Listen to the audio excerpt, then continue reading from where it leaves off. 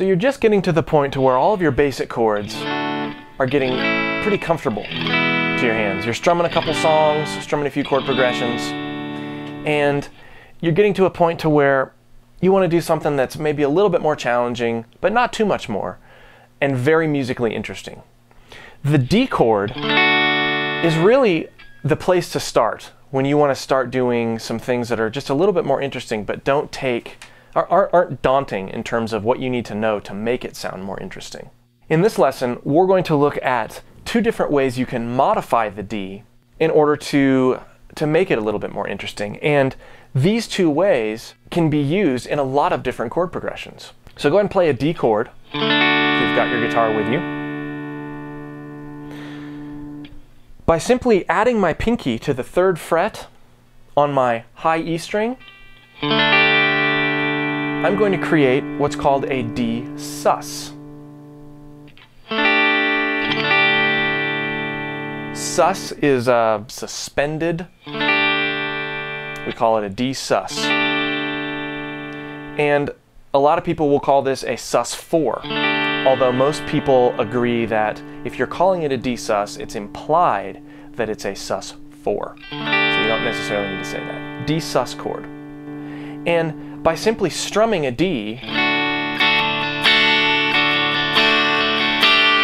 to the D sus,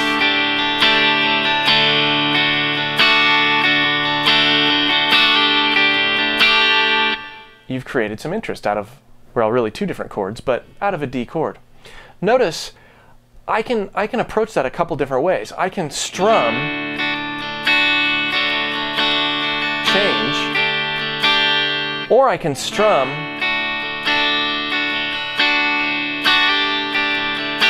and then I can change to my D sus after I've done the accented strum, like this. That's by using a very simple technique called a hammer-on. And it just adds a little bit more interest than starting there. You start with the D and then finish with the D sus. The other fairly simple thing you can do with this chord is take your middle finger off. That creates what's called a Dsus2. The language sus implies that you're getting rid of one note, in this case the 3rd, and you're replacing it with another note.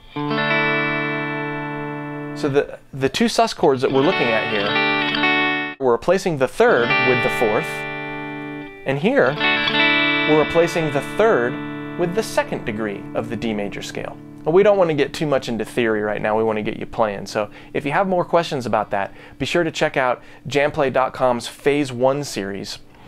Anything in there, and you'll learn a little bit more about music theory and how to apply that to your playing. But we've got D, sus2, D, and D sus, or D sus4. And so strumming a very simple down to D2, up to D sus.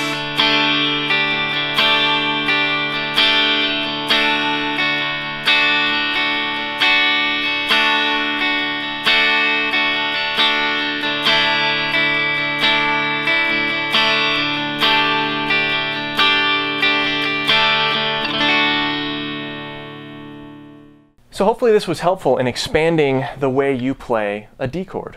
We'll see you for more real soon.